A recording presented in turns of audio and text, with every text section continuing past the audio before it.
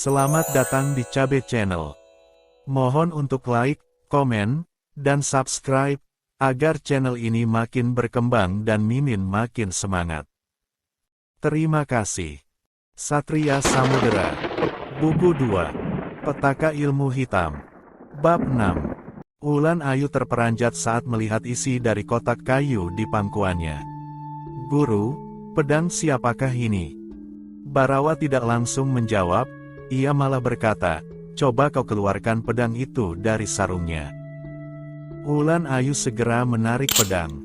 Guru, pedang ini begitu bagus. Terasa ringan namun memancarkan aura yang ganas. Apakah ini pedang guru?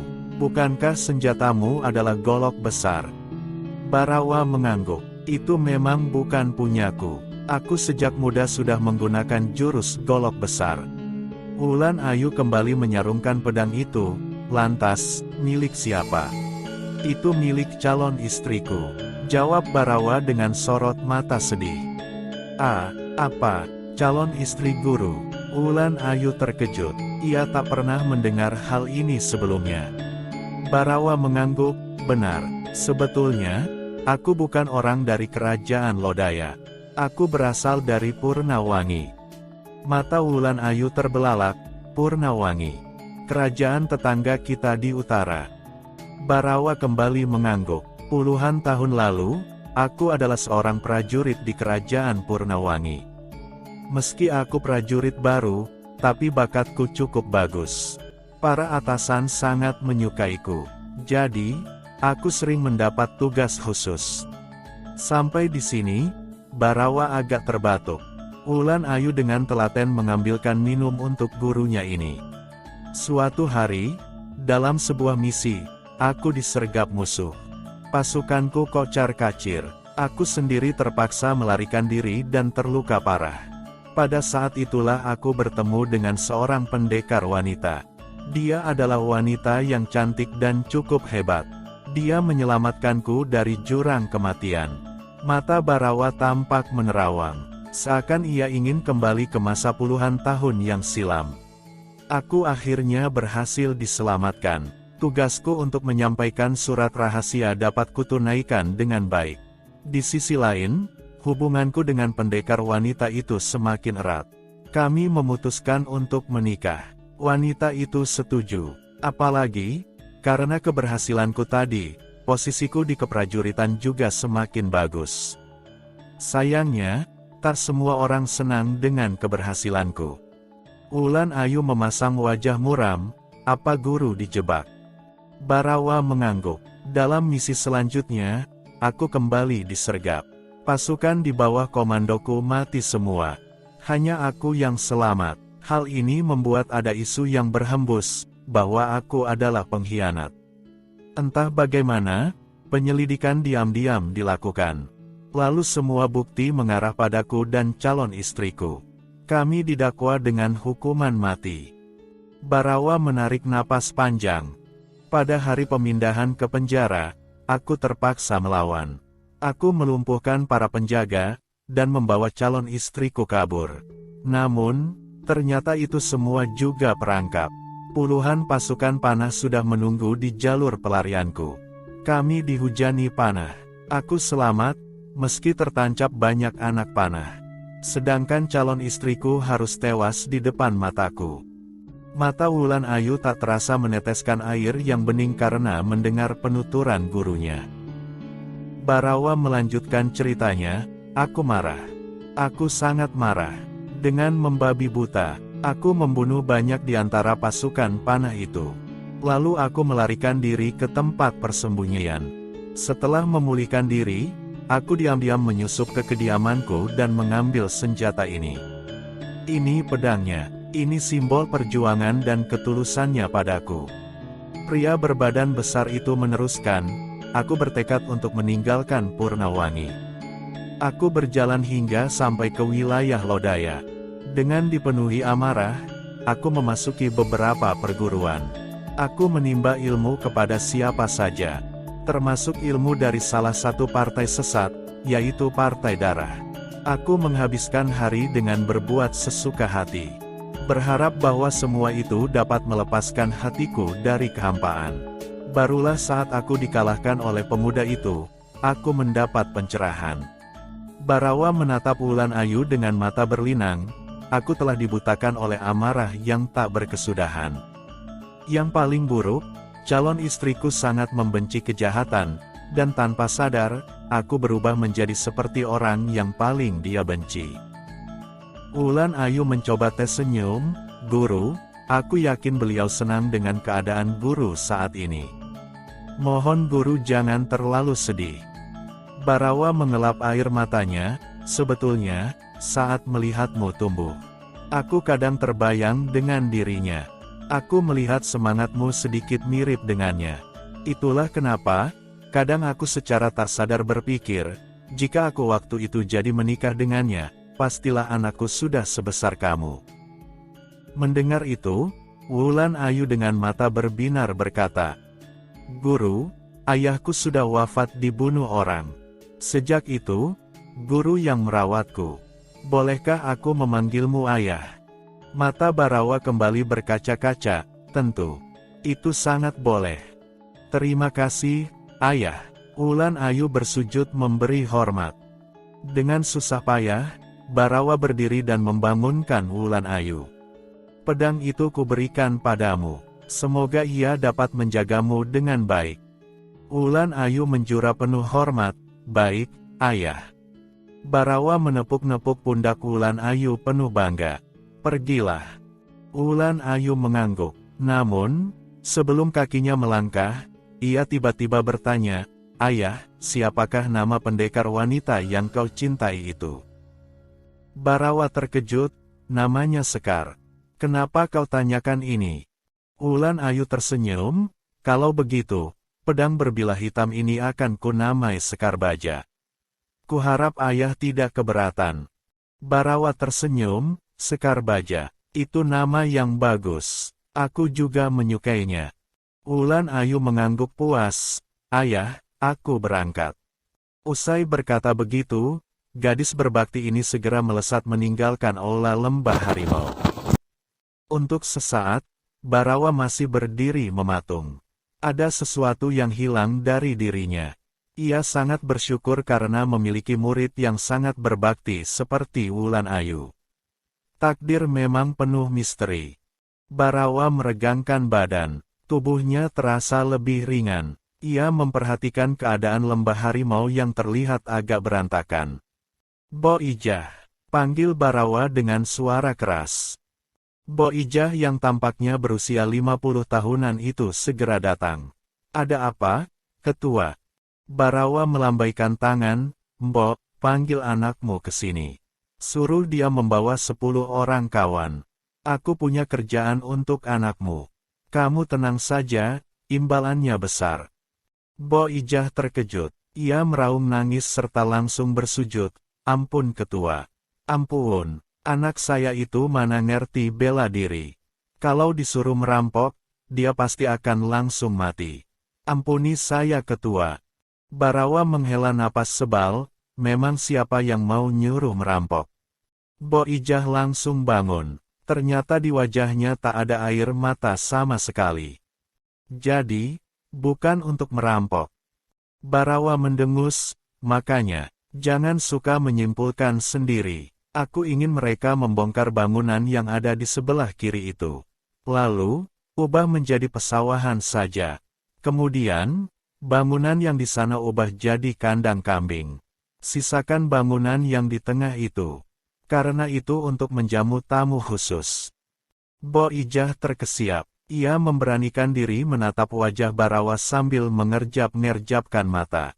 Apa yang ia dengar ini sungguh tak dapat ia percaya. "Ketua, apakah kamu ini kesambet?" Barawa mendengus setengah melotot, "Busyat. Kesambet. Setan pun takut melihat tampangku. Sudah kamu kerjakan saja apa yang kusuruh. Apa kamu mau kesambet golok besarku?" Bo Ijah geleng-geleng kepala dan buru-buru pamit. Barawa menarik napas panjang. Sialan, gara-gara marah dadanya terasa nyeri lagi. Barawa dengan pelan kembali duduk dan memejamkan mata untuk menenangkan diri. Sementara itu di dalam hutan, Satria, Mak Lontar dan Asih sedang berjalan. Mereka membawa beberapa keranjang dari anyaman bambu, satu buntal kain, dan beberapa ikat daun. Asih, kamu yakin melihatnya? Tanya Mak Lontar untuk kesekian kalinya. Asih menjawab, betul Nek. Nenek sepertinya tidak percaya padaku. Mak Lontar menukas cepat, bukan tak percaya, tapi ingin memastikan. Memastikan tapi sampai berkali-kali, keluh Asih sambil cemberut. Satria yang melihat itu hanya tersenyum saja. Lalu, untuk mengalihkan suasana, sang pemuda bertanya, Asih, apa kau sudah melakukan apa yang kuminta? Sudah Kak, aku sudah melatih kuda-kudaku sampai 20 kali. Rasanya betisku sakit semua, jawab Asih. Bagus, besok kamu tambah lagi jadi 50 kali, ujar Satria. Asih mengangguk. Kapan aku diajari cara meledakkan orang Kak? Tanya Asih tak sabar. Satria melirik sekilas, apa anak ini hanya memikirkan cara meledakkan orang. Untung dia tak tahu bahwa jurus tinju geledek itu dicuri dari si Wedana sialan.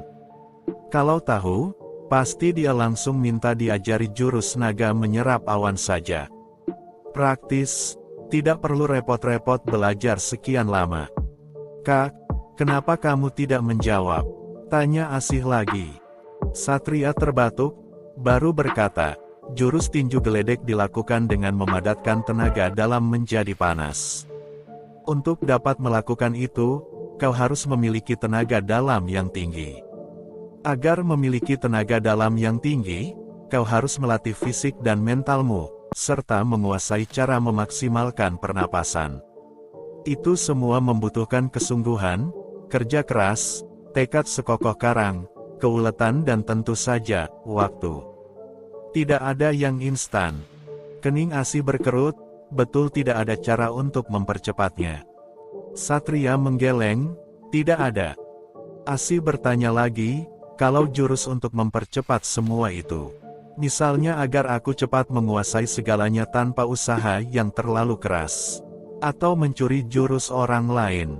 Supaya orang jahat tak lagi memiliki kemampuan itu. Apakah ada yang seperti ini? Kalau ada, pasti keren, kan? Satria terbatuk lagi, guruku, Eyang Jagareksa, adalah orang yang sangat hebat. Dia memiliki banyak jurus yang dahsyat. Kalau ada jurus seperti itu, aku pasti sudah diajarinya, kan? Jadi, apa kakak mempelajarinya? Tanya Asih lagi dengan mata menyipit. Pada saat ini, Mak Lontar tiba-tiba ikut bicara. Asih, pertanyaanmu ini tidak patut. Tuan muda adalah orang yang berhati mulia. Di usia yang masih sangat muda, dia sudah bisa sehebat ini. Itu artinya, Tuan muda Satria adalah seorang pekerja keras sejak kecil.